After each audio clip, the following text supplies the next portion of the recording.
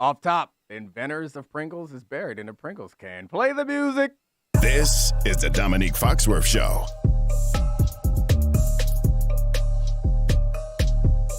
All right, welcome to the Domonique Foxworth Show. We are joined by a guest who, I don't know what he wants to be buried in, Kevin Clark. And of course, everybody's favorite lumber snack. He took off his plaid jacket, but he was a lumber snack earlier, Charlie Kravitz. So, Kevin, what do you want to be buried in?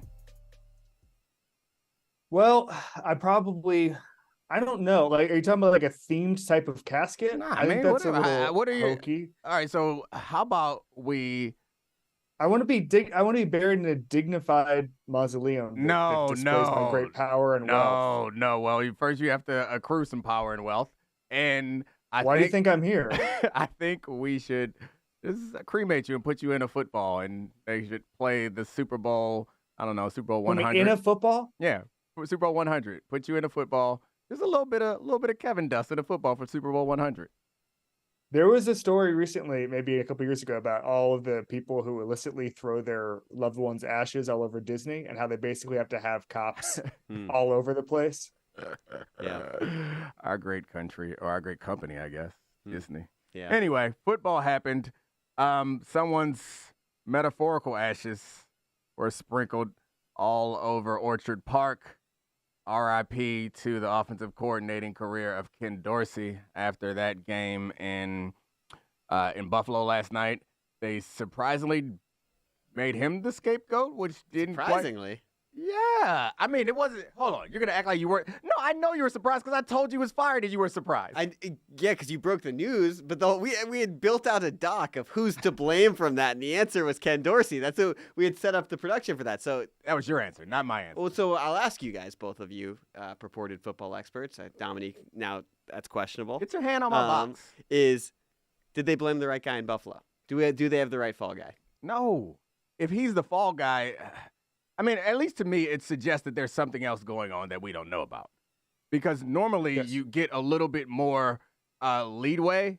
Like, if people don't get fired this quickly. Like, they were good on offense. Like, they've been good on offense this year. Like, they weren't good offense last night, but they've been good on offense this year. The problem has not been the offense. The problem is, if you want to fire somebody, the problem is that they haven't drafted well, and they have continued to sign the old guys and try to continue to re-up, and the team has gotten brittle and broken. Or you could blame Josh Allen's turnovers, which I don't blame those either. They come with the package. That's what you get with Josh Allen. But it certainly didn't seem like Ken Dorsey was the problem unless they believe that someone can coach the turnovers out of Josh Allen. What do you think, Kevin? Let's do a little logic quiz. They teach logic at University of Maryland? Nah, we're born with it. If you played the dumbest football game of the season in primetime, and you were the dumbest team in the dumbest game in primetime, what does that make you? A pretty dumb team.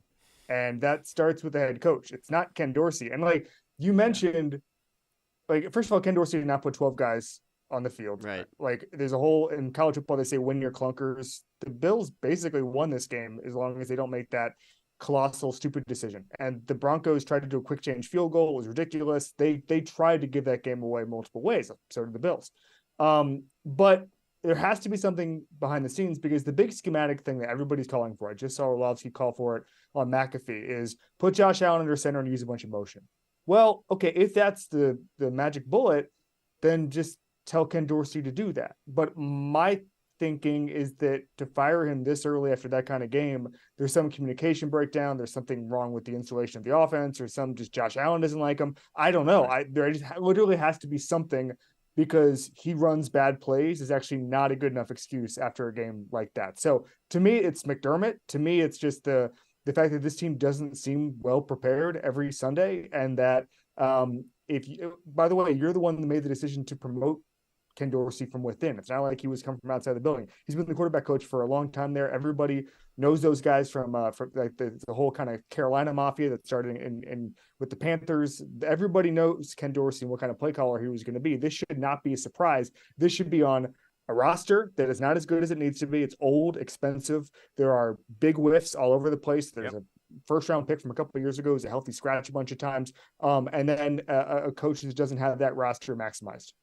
So My question about that, though, because to me, this didn't feel like as much of a knee-jerk reaction. This was a team that had an incredibly explosive offense under Brian Daboll 2 years ago.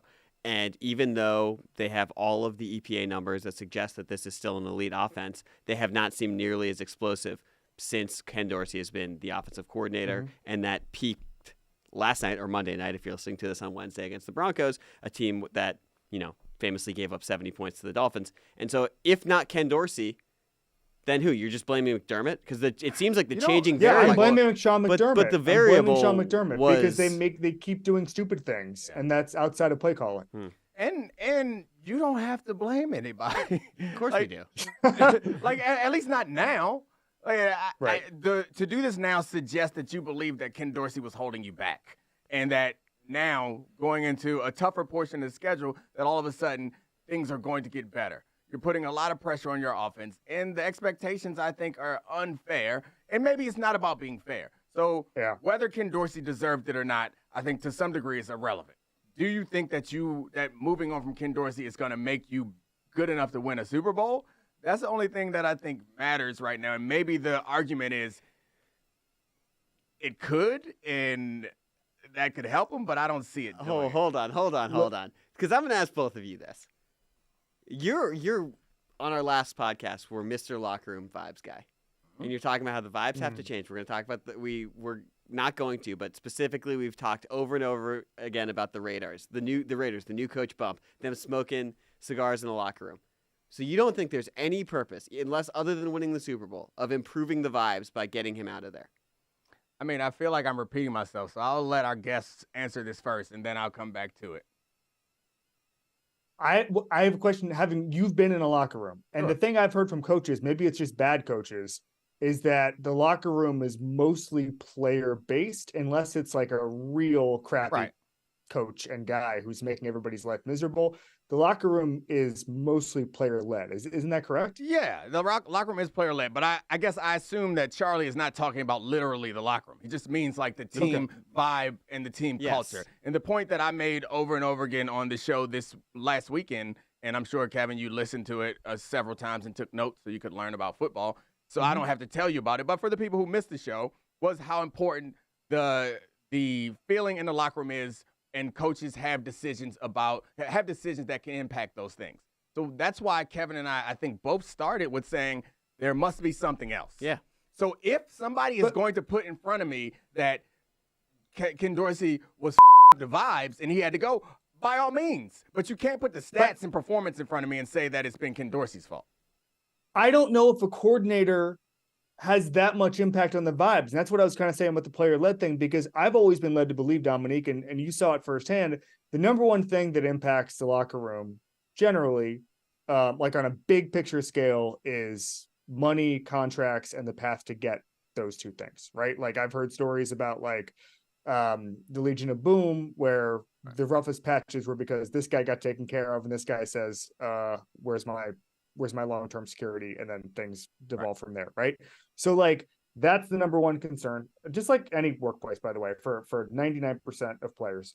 From there, I think there's probably just like personal interactions, like how do you gel with certain guys, all that stuff. Like, do you have friends on the team? What kind of community is it? Do these guys go out together? All that stuff. Like, how bad would an OC have to be for his play calls to actually hurt the culture of a team? So it may not be the play calls, but it could be the relationship with the quarterback. And there's nobody more important than a But I think that's separate. I think that's just that's quarterback management. No, and I also think that there could be something as a defensive player, when you come to the sideline and you believe that it's because of the coordinator. I think you could probably look at the Steelers as a situation that has the risk of being similar. When you're like, all right, we got to stop. And then if there's a turnover or there's 3 and out and you attribute it to play calling, I think you're right. This is a long shot. It's rare that it's going to affect you that way, but I don't think that it's necessarily about a whole locker room thing as much as it's the relationship between the head coach and the coordinator, relationship between the quarterback and the coordinator, relationship between the number one receiver and the coordinator. All of these are relationships that are hugely important and that matter. And if you believe that one of those relationships or any connection of those relationships is severed in a way that's irreparable, then somebody got to go, and it's always going to be the coordinator. I was going to say, here's my only thing about the personal relationship between quarterback and coordinator is I was there a couple of years ago, and Brandon Beane, the GM, had said to me, obviously, that name drop number one. Charlie said I was going to drop Josh Allen's name, and so I'm zagging here, and I'm dropping Beane. Did he seem happy last time you talked to him? Josh? Yeah. They had just beaten Tampa Bay. Mm. He was locked in. He said my name a lot, so it was probably taped on the top of his laptop. It was kind of an old politician's trick. But Beane was happy last time I saw him because it was a while ago. But he had said that he thought that one of the reasons he likes drafting skill guys, and whether that's obviously Dalton Kincaid or trading for first-round pick for Stephon Diggs, he felt that most of Josh's mistakes were when he, in his head, said, I need to put the team on my back, and then forced it. And my thought process here is he's thrown an interception in 6 straight games, which is the longest streak by Bills quarterback since Ryan Fitzpatrick in 2011. Stat me down. And my thought process is there are people I think I've seen, smart people, who are thinking that Josh Allen thinks he has to do everything in a scheme. And if that's happening and we're getting into bad habits, Josh Allen, then you cut the cord. But if that's scheme, then sure. But if there's other reasons Josh Allen feels need to put the franchise on his back and make these crazy plays and throw these interceptions, then you address that. I don't know if they addressed the problem today, and that's my concern. I agree. It's funny that Brandon Beane is like, we don't want Josh to put the team on his back when Brandon Beane is the reason why. It feels like the roster, and it's possible that Josh just plays that way, and it's not about who you set him up with. It's not about who you surround him with. It's not about the game that you call because, you can shrug off a blitzer and scramble rather than throw the ball away and throw into a tight window rather than do those things. Like that also feels like that's in Josh Allen's nature, and it's not only about the situation, but when you come into a season with an incredibly old defense and then all of your good defensive players get hurt, then it's hard for the quarterback not to walk into the game thinking, damn, I'm going to have to put up numbers tonight. Well, and it is true. Brandon Beane never addressed the number 2 wide receiver. Yeah, they brought in Dalton Kincaid, who's most likely the real number 2, but one of those picks on Monday, a drop by Gabe Davis. And that's just been an issue since we thought that Gabe Davis was going to emerge after the 13-second game against Kansas City, and he never has. I guess what I would say is they have a better pass blocking offensive line than they've ever had. They've gotten constipated in the red zone. They aren't as explosive, and Josh Allen is making more mistakes. Whether or not that's luck or not, because he's 15th in turnover and interceptable balls and first in interceptions, it still happened. And I feel like the only person who would be accountable for that would be the offensive coordinator, unless you're going to fire McDermott midseason, which seems rash when you're 5-5. Yeah, I mean, they moved on from Leslie Frazier. It just feels like there's a lot more happening there than we're aware of, and they are making scapegoats out of people that I'm not sure that they should be blaming. Firing your OC and DC in a 12-month period is a red flag. That's like you're throwing people off because the ship is sinking, and no one thought this ship was in that. The ship was in that situation. I'm gonna just quickly throw this out there. Joe Brady. Are we sure he's good? Did anybody say he was?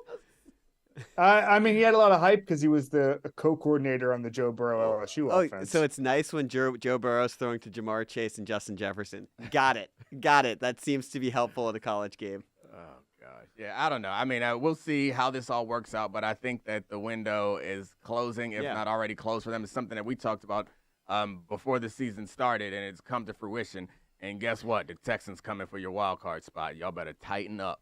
I agree, but I also want to say, so I saw a lot of people last night being 13 seconds ruin this franchise, and I actually the Nick disagree. Wright take, it melted his brain. Well, I saw 10 people say it last night, they never got over 13 seconds, and I do think there's some kind of psychic hangover that happens when you have an event like that. Yeah, but you know about it, Nick Anderson. But I also think it's just really hard to win a Super Bowl. And windows actually last, unless you have Patrick Mahomes, they last 3 years. And so sometimes you just never get back by coincidence. Yeah. The way the 13 seconds plays into it, it was probably one of their best shots to win a championship to me. Right. I don't think that. But you don't get that many shots. Yeah, I know. I don't think that 13 seconds broke their brain. I think that they kept doubling down on their roster because they're we're going to get it one of these days, which is a reasonable thing. So I can't criticize Brandon Beane for those decisions because I don't want to let talent walk out the door either.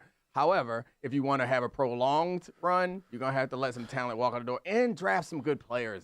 But then the other thing is they were drafting to address. They were always kind of fighting the last war. Right. They were always drafting to beat the Chiefs, and it's like, well, if you're drafting to beat the Chiefs, guess who's coming? The Bengals, and you didn't draft to beat them. So good luck, buddy. That brings us as a nice tidy transition to the Bengals, who are playing on Thursday night. Well done. Who are playing on Thursday night against the Ravens. The Ravens have led for all but 28 minutes this season. They probably should be 10-0, but they're 7-3. The Bengals are a very bizarre record team as well because of the way Burrow started the season. These are both not trustworthy good teams, but I have to ask you both, who do you trust more on Thursday night, the Ravens or Bengals? I mean, I think it's obviously the Ravens. As confusing. Obviously? Yeah, I think it's obvious. I mean, if we're basing it off of what we've seen so far this year, and I guess we could go back to last year and we could bring into it the Bengals' 9-game winning streak that included a playoff game and just Joe Burrow's general excellence and Lamar's injury proneness. But if we're looking at this season, what the Ravens have been able to do in a game against the Bengals also, it's like it feels like to me the hard part, like they completed every portion of the meal except for 3 times when they really messed up the dessert, which, like, I get it. It's a big part. The end really matters. It's the thing that lasts. I know they say that about movies. It's like no matter how the movie is, if the ending's great, people will walk away thinking the movie was great. Well, the Ravens do the opposite at least 3 times. Who this says season. that about movies? Lots of people say that about movies. People. Critics. Give me one example of a movie where the ending was so amazing it made the movie good. All right, give me some time to Google that because I don't just have an encyclopedia. I just don't believe it. I would just turn, especially in the streaming era, I would just turn it off and be like, "This is not." Well, gonna, this is I'm gonna not. Be like, that's what Sean McDermott did. I'm an old man, so I'm not from the streaming era. I mean, any movie that had a big twist in it. So, like, if you ever saw Sixth Sense, it's like, hey, this movie's okay. Boom, great movie. You've seen Identity. This movie's okay. Boom, awesome twist at the end. The twist matters, right? No, disagree. I thought The Sixth Sense was good start to finish. Yeah, I agree. And that Shyamalan was in his bag. That's what popped up in my head as well, but I was like, oh, it's actually a good movie the whole time. Really gripping. Usual Suspects. Boom. Usual Suspects. But again, boring movie. Start to finish. Boring movie until he straightened out that limp.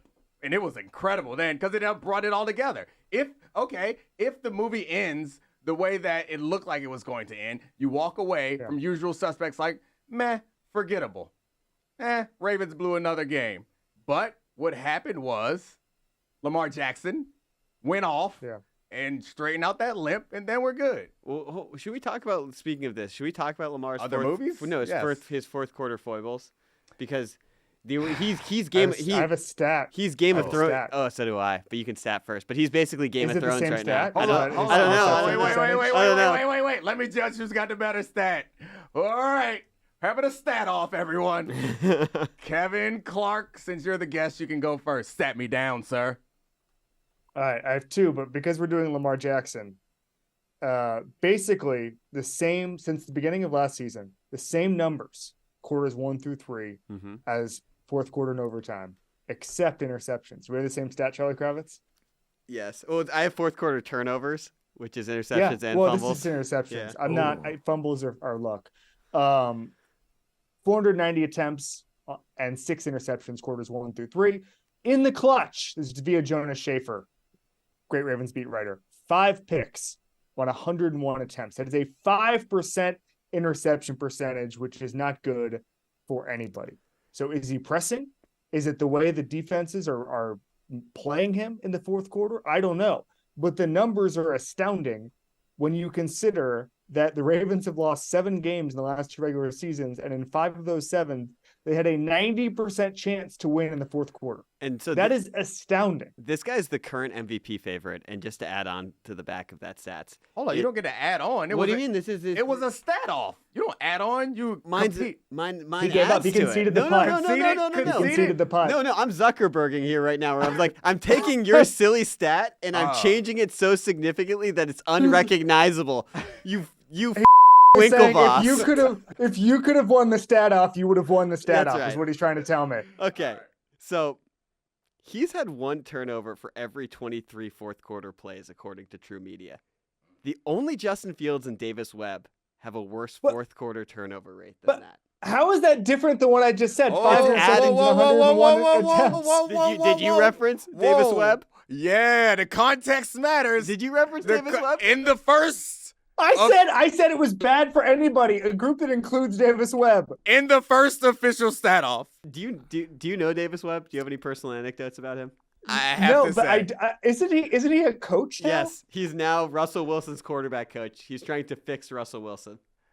I will have to say. Good stuff. First official stat off, I give to Charlie Kravitz. Congratulations on the first official stat off win. Eat it, Winklevoss.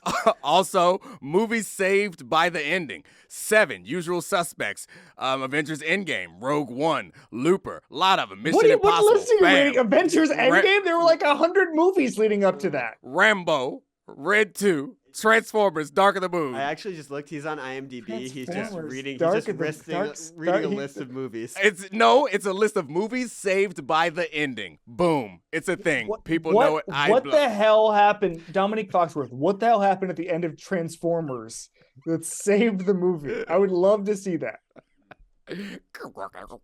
All these people were in 2008 were watching a Transformers movie, and then they were like, this was okay, but this ending just slaps. Quality Transformer noise I just made right there. So before we move on, should we talk about the Bengals part about this a little bit? Because they lost to CJ Stroud over the weekend, and we thought this team was rolling out of the bye. Do you trust them? Kevin, do you trust them less after that game? Or do you feel like that is just something that happens when you play a good team like the Texans? The worrying thing to me is that Joe Burrow looks back. Yeah. Like he looks like the version we wanted to see. He's working with Trent Irwin. The receivers are doing the dirty work. They're finding the hard passes and the easy passes and marrying those two concepts. So when I saw those first couple long throws, I was like, all right, well, Joe Burrow's back, nothing to worry about. And then they just completely crapped the bed. Can I curse on this show? Mm-hmm. Okay. They completely the bed. And it's what they did. It's what they did at home against a team that is on the ascent, but the Bengals should be better. The Bengals should be better than a pesky wild card team with a really good rookie quarterback. That's where they should be in their life cycle. And to see that, and I thought they were getting hot right now, and we know what happens when the Bengals get hot. This is not the part of the script here. I will say that we afford all teams some grace. We accept that plenty of teams will have a bad game here or a bad game there. The problem with doing that for the Bengals is they already had a stretch of them. And if we're going to say they were just because Joe Burrow was hurt, that's fine. And this is just when they start to lock in and get good, then they have another bad one that they could have won also in the course of the game. They weren't terrible in this game. They just couldn't put it away against a team that we think is not on their level. So I could be wrong. Maybe the team that I need to trust is the Bengals, but what the Ravens have done so far this season, despite the weird fourth quarters, they seem like a better team with a first-place defense and an offense that is really great for 3 quarters. Let me ask you a question, because we're giving a lot of grace to the Bengals. I am certainly giving a lot of grace to the Bengals because of the calf injury and all that stuff. We're not giving that grace to the Bills. I know it's always kind of a moving target, but how does a team earn your trust and keep it, Domonique? It's in the gut. No, I think it's when you watch the games, it's a feeling that you have about it, but it's consistently making. First of all, it's winning. That's winning. That's to me, it's me having counted them out franchise 5 times, and then they every single time, or at least 4 out of the 5 times, they come back and make me look like an idiot, making me look like an idiot, which the Bengals have done a handful of times. How you earn your trust is how you earn my trust, because then I get scared. The Bills have not done that necessarily. That's not trust. A number that's of fear. years. That's also Joe Burrow. Joe Burrow said it right. Our window is as long as I'm here, and that's true. And obviously, we should note the context of that game that Jamar Chase was 50-50 to play, and even though he balled out, he was certainly not 100%. And T. Higgins did not play in that game, and that Joe Burrow has been able to mask some of the offensive line issues. But that is more difficult when you don't have your star wide receiver. Yeah, I mean, I think to be clearer on my answer, I think it's about consistency, and I think it's about understanding the shortcomings. and the Bills have not been consistent. And what we understand about their shortcomings is there's nothing they can do to fix them. So I think the Bengals have shown us some stretch of consistent competitiveness, and the things that they struggle with, it's normally connected to how Joe Burrow is feeling. And it's something that can be addressed and seems to bounce back all the time. And I think the same thing could be said for the Ravens. Despite their fourth quarter issues, they've been consistent for the last several seasons. And again, the things that they struggle with is like, is Lamar going to be healthy at the end of the year? If he's healthy at the end of the year, I feel like they're a contender. And, I mean, the Bills, it's probably not fair. They've been competitive, but over this last stretch and in those big moments, they have not been consistent. Which I guess then you would say the Ravens haven't in those. Well, so the Bengals have been inconsistent when they've been banged up. Yeah. Which I guess you could say for the Ravens as well. Yeah, which is true. And I mean, for the Bills, it's like we have this situation which is all built around this quarterback who himself is going to be great but also inconsistent. And then there are big holes that there's no answer for. Like, there's big holes on their defense and big holes in the skill position on offense that they just don't have an answer for. So the question I would ask you guys really quickly before we move on to our last topic, why can't the Ravens hold on to a lead? Wasn't the whole thing built for them to be able to run out the clock and have that kind of a defense? It's the most mind-blowing thing that they're the best pass rushing team in football and been the best running team, offensive rushing team in football for the past, I don't know, since Lamar signed 4 or 5 years. And for whatever reason, at the end of games, they have a hard time with it. I guess you can point to the turnovers. That's a big one. I know I didn't want to enter this into the stat off, but they are, I think, 24th in fourth quarter scoring defense this year, while they've been first in scoring defense for the rest of the game. Those are issues that we cannot account for. But the tough thing about it is, like I mentioned before, you want to be able to point to something and say this is the problem. For them, it's really hard to be able to say this is the one thing they have to address, particularly when they have a coach who we think is really good. It's proven to be really good. But you can't say about anybody. Like, my issue with Josh Allen is the secret sauce might just be like telling Josh Allen to relax. That's fair. However, my thing is, you think no one's ever told Josh Allen to relax? I don't. Maybe Ken Dorsey wouldn't do it. Maybe that was the problem. Somebody's got to tell him, hey, Josh. I mean, we've heard Josh after games talk about how he knows what he needs to do. And he talks about himself like he's not him. Like he's not the one making the tough decisions. So I think Josh, we just have to accept, and Josh has to accept himself for who he is. Look in the mirror and love who you are. You're a wild card sometimes. It's fine because it pays off more times than it doesn't. And I think your line of questions is a good one because it like challenges me to get away from just like how I feel and really address what's actually happening on the field. And I don't know that I have a perfect answer for how you know which teams to trust. Like, is Patrick Mahomes on your team? Yeah, I trust you. The end, period. Can I give you a stat? Oh, you got one to compete? From 2008 to 2021, when Harbaugh became the head coach, the Ravens were 79-0 when leading by 14 points in the second half, which is obviously the best in the NFL. Since 2021, they lead the league in blown leads of more than 7 points. Quality stat. Blame Harbaugh. It's a bad month for the Harbaughs out here. I was going to say, maybe there's a freshly unemployed guy who vacuum cleaner salesman in Ann Arbor is looking for work who could help them out. Yeah, you just gotta crack the radio signal so you can hear what they're telling the quarterback in his ear. Wow. You couldn't really do that. You would go to jail basically now if you just started hacking the other team in the NFL. So can't do it. All right, Kevin Clark, you're the man. Thank you for joining us. You got things to do. Thanks, guys. All right. It's been Domonique Foxworth Show. Thank you to my man, Kevin Clark, for joining us, and also Charlie Kravitz for sitting next to me, Meadowlark for letting us borrow the studio, and, of course, the great producers, Megan, Serafina, Kevin, Brian, and shout out Tez. This is the Domonique Foxworth Show.